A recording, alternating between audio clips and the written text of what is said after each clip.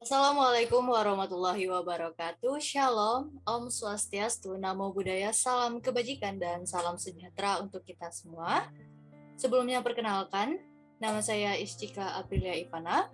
Di sini saya selaku mahasiswa aktif semester 4, pada mata kuliah Hukum Acara Pengadilan Tata Usaha Negara dengan NIM 200504009. Nah, adapun dosen pengampu saya di sini ialah Ibu Dewi Haryanti, SHMH.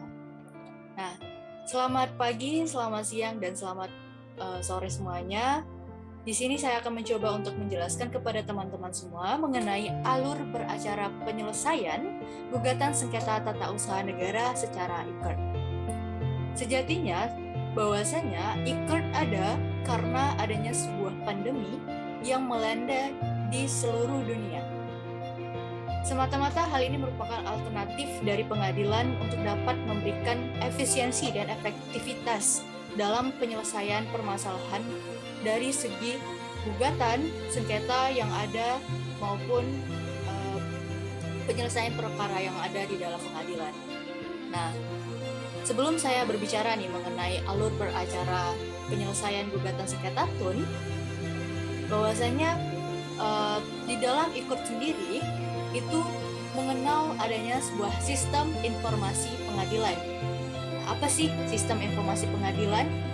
Jadi, sistem informasi pengadilan ialah sebuah seluruh sistem yang memang disediakan oleh Mahkamah Agung untuk memberikan pelayanan terhadap pencari keadilan yang memang meliputi administrasi, pelayanan perkara, dan persidangan secara elektronik. Definisi ini dapat kita ketahui di dalam Peraturan Mahkamah Agung Nomor 1 Tahun 2019 tentang administrasi perkara dan persidangan di pengadilan secara elektronik. Berbeda halnya dengan peraturan perundang-undangan yang kita kenal, yaitu Undang-Undang Nomor 51 Tahun 2009 tentang perubahan kedua atas Undang-Undang Nomor 5 Tahun 1986 tentang Peradilan Tata Usaha Negara, di mana peraturan perundang-undangan tersebut tidak memiliki ataupun tidak mendefinisikan mengenai sistem informasi pengadilan. Nah, ketika kita lihat nih di dalam Peraturan Mahkamah Agung Nomor 1 Tahun 2009 tentang administrasi perkara dan persidangan di pengadilan secara elektronik, pada pasal 5 itu menyatakan bahwasanya layanan administrasi perkara secara elektronik itu dapat digunakan oleh pengguna terdaftar dan pengguna lain.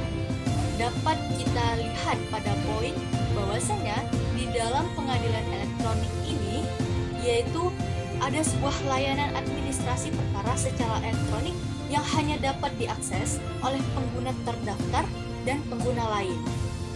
Nah, adapun syarat menjadi pengguna terdaftar yaitu bagi advokat, yaitu ia dapat menyertakan kartu tanda penduduk, kartu keanggotaan advokat, dan berita acara sumpah advokat oleh pengadilan tinggi.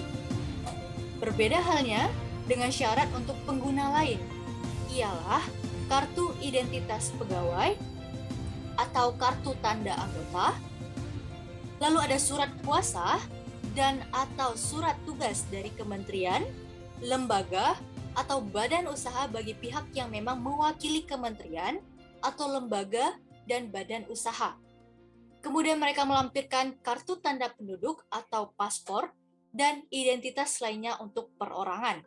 Nah, ada juga mereka harus melampirkan penetapan ketua pengadilan untuk beracara secara insidentil karena hubungan keluarga calon pengguna terdaftar dan pengguna lain melakukan pendaftaran melalui sistem informasi pengadilan.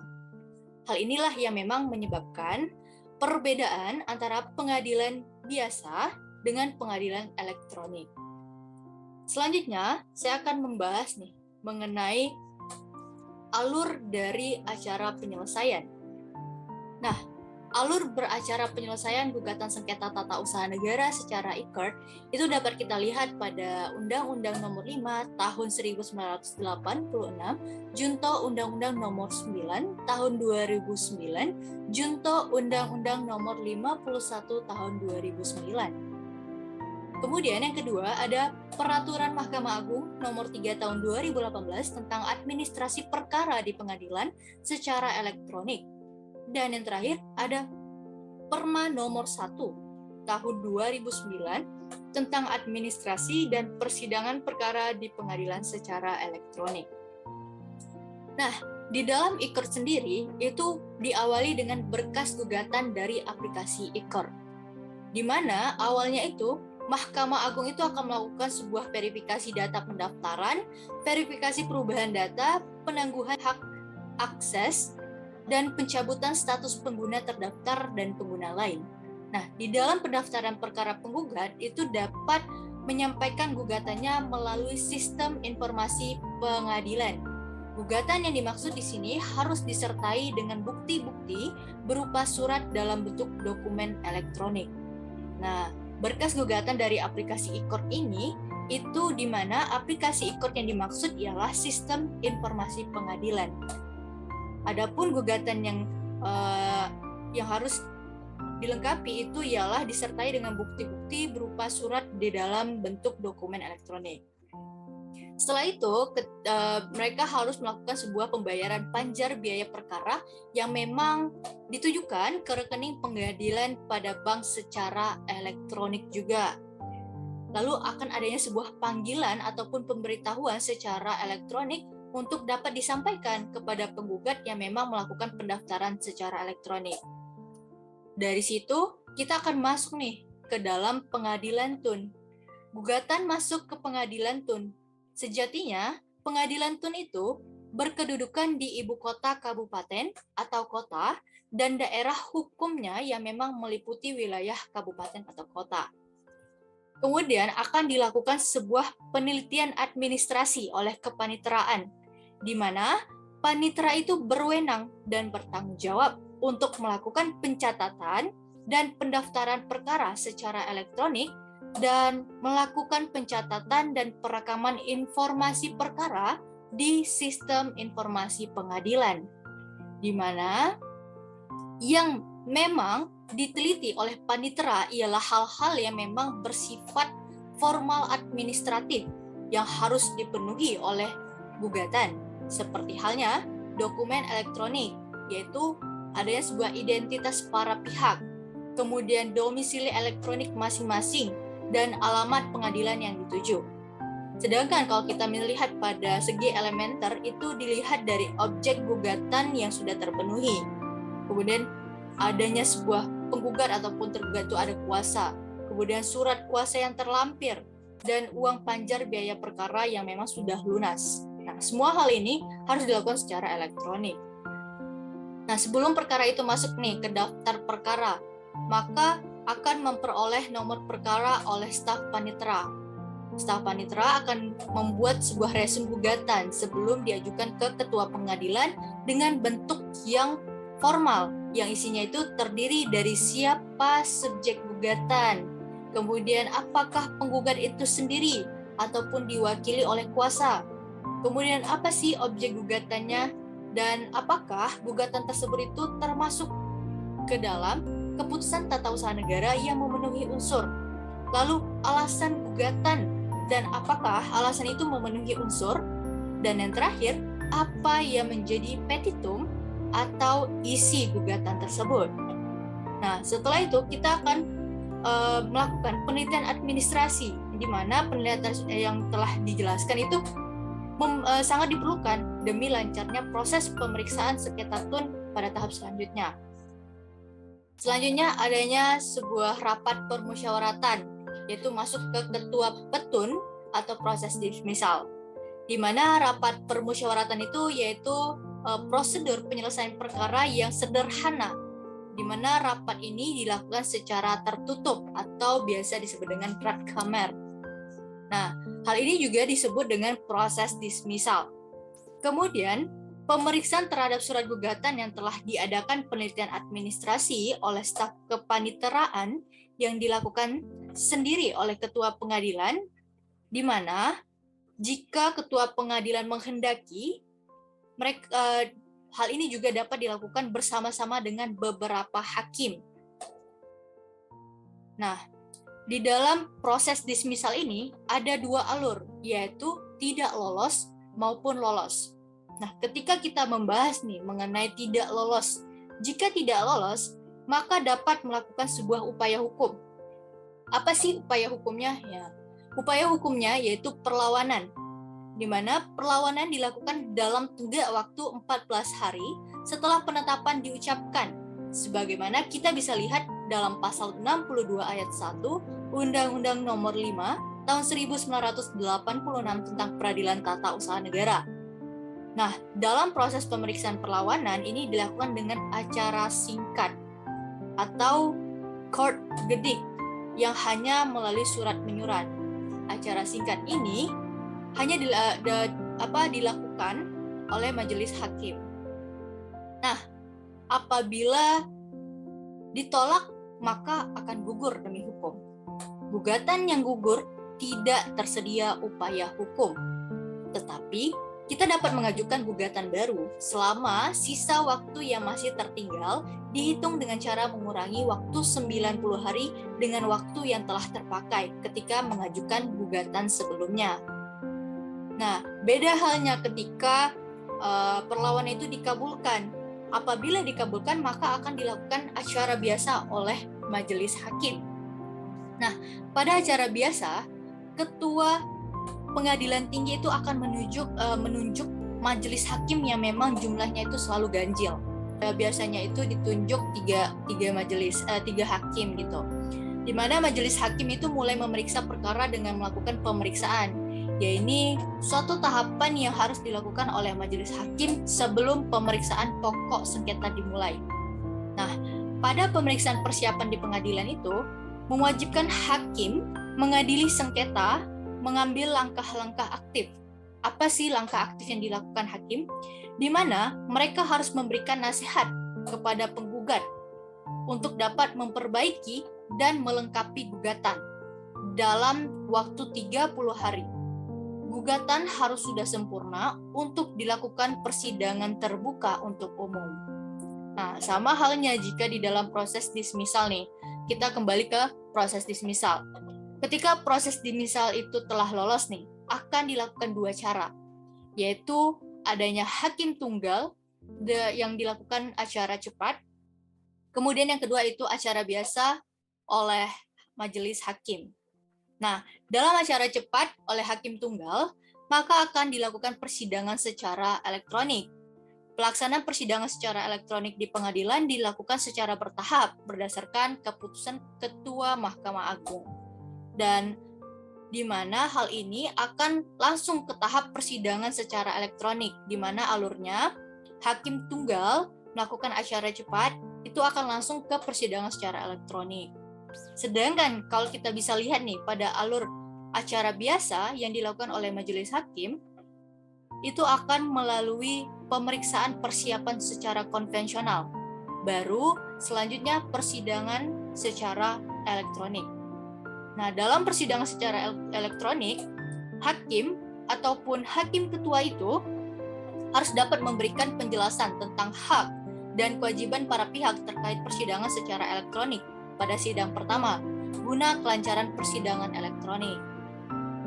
Nah, persidangan secara elektronik ini memang dilaksanakan atas persetujuan penggugat dan tergugat setelah proses mediasi yang memang dinyatakan tidak berhasil.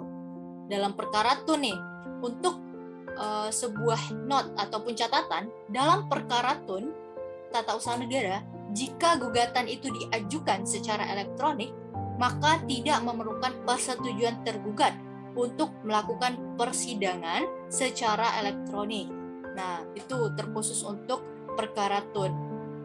Selanjutnya, hakim akan menetapkan jadwal persidangan elektronik untuk acara penyampaian jawaban, replik, dan duplik.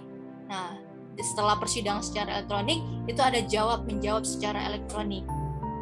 Nah, jawaban tersebut di mana surat gugatan itu akan dibacakan oleh penggugat atau pembacaan gugatan sebelum replik dan duplik. Dan jawaban ada dalam rangka ingin memberikan eksepsi atau jawaban tergugat.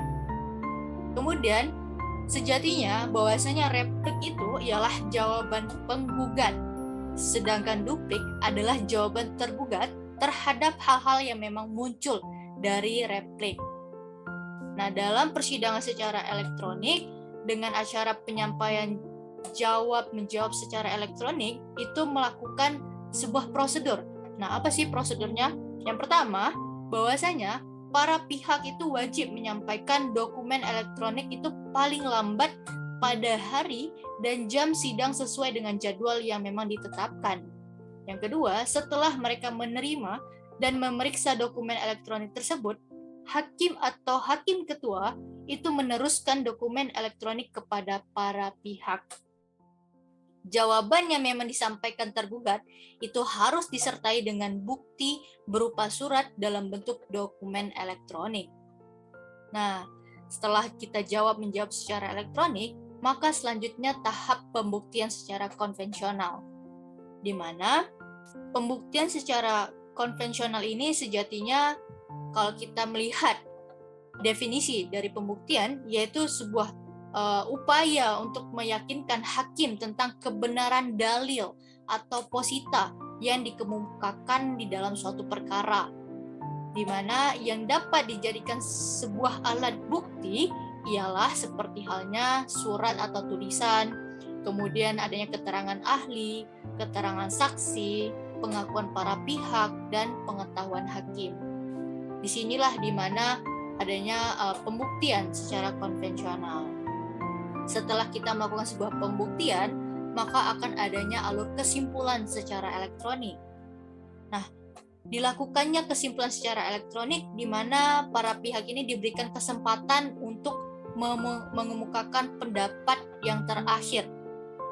Adapun secara elektronik itu bahwasanya jawaban, replik, duplik, dan kesimpulan itu harus dilakukan dengan prosedur yang memang sudah saya jelaskan tadi. Mereka memiliki prosedur yang sama. Nah, selanjutnya ini untuk substansi dari kesimpulan yaitu merupakan sebuah upaya untuk melemahkan dalil-dalil pihak lawan. Di dalam rumusan hasil kesimpulan itu harus terdiri dari kesimpulan surat menyurat atau dokumen elektronik, kemudian dalam persidangan secara elektronik, kemudian kesimpulan bukti tertulis, kesimpulan dari kesaksian, dan kesimpulan lainnya. Setelah kita melakukan sebuah kesimpulan, maka akan adanya sebuah putusan secara elektronik. Selanjutnya, putusan secara elektronik, di mana putusan ini diucapkan oleh hakim atau hakim ketua secara elektronik. Penyampaian putusan secara hukum telah dilaksanakan dengan menyampaikan salinan putusan elektronik kepada para pihak melalui sistem informasi pengadilan. Nah, di dalam pengucapan putusan secara hukum dianggap telah dihadiri oleh para pihak dan dilakukan dalam sidang terbuka untuk umum. Nah, kemudian putusan ini akan dituangkan di dalam bentuk salinan putusan elektronik yang akan dibubuhi oleh tanda tangan elektronik menurut peraturan perundang-undangan mengenai informasi dan transaksi elektronik. Salinan putusan elektronik ini memiliki kekuatan dan akibat hukum yang sah, dan pengadilan akan mempublikasikan putusan untuk umum pada sistem informasi pengadilan. Selanjutnya, akan dilakukannya bentuk eksekusi dari hasil putusan dari pengadilan ini.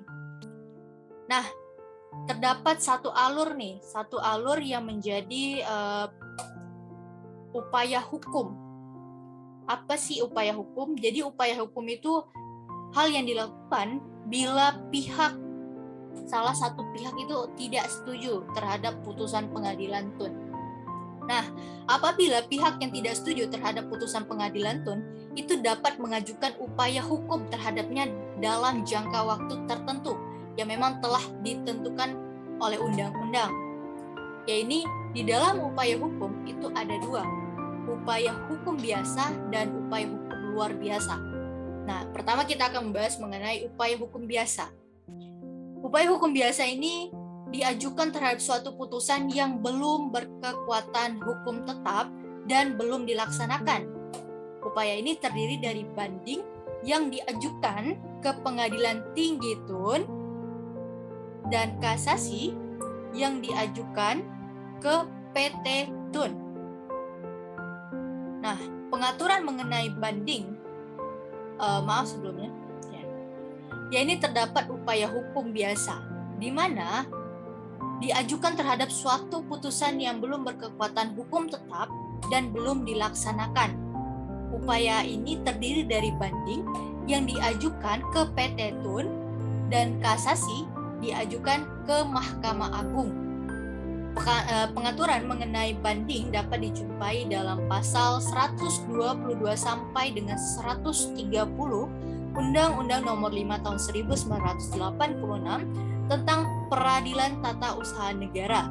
Dan hal ini juga merujuk pada pasal 55 ayat 2 junto pasal 46 ayat 1 Undang-Undang Nomor 14 Tahun 1985 tentang Mahkamah Agung, di mana pengaturan tersebut itu mengenai kasasi. Banding dan kasasi itu memiliki waktu pengajuan yang sama, yaitu 14 hari setelah putusan diberitahukan secara sah. Selanjutnya, terdapat juga upaya hukum luar biasa. Upaya hukum luar biasa ini diajukan terhadap suatu putusan yang telah berkekuatan hukum tetap, baik yang sudah ataupun belum dilaksanakan. Nah, peninjauan kembali atau biasa kita kenal dengan PK merupakan satu-satunya hukum luar biasa. Pengaturan mengenai PK itu terdapat pada pasal 132 Undang-Undang Nomor 5 Tahun 1986 tentang Peradilan Tata Usaha Negara, di mana sebenarnya PK itu adanya sebuah pihak yang tidak setuju dengan putusan Petun dan atau terhadap putusan PT Tun. Dia dapat mengajukan ke Mahkamah Agung dengan maksimal waktu 180 hari setelah alasan-alasan yang termuat pada pasal 67 Undang-Undang Nomor 14 Tahun 1985 tentang Mahkamah Agung. Setelah itu akan diputuskan.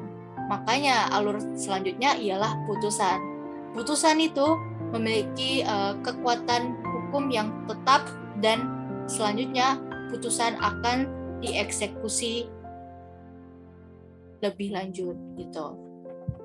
Mungkin ini alur beracara penyelesaian gugatan sengketa tata usaha negara secara e-court, di mana diawali dengan berkas gugatan dari aplikasi e-court sampai akhirnya melakukan sebuah eksekusi terhadap putusan tersebut. Sekian dari saya, lebih terkurang saya minta maaf. Billahi taufiq wal hidayah. Assalamualaikum warahmatullahi wabarakatuh.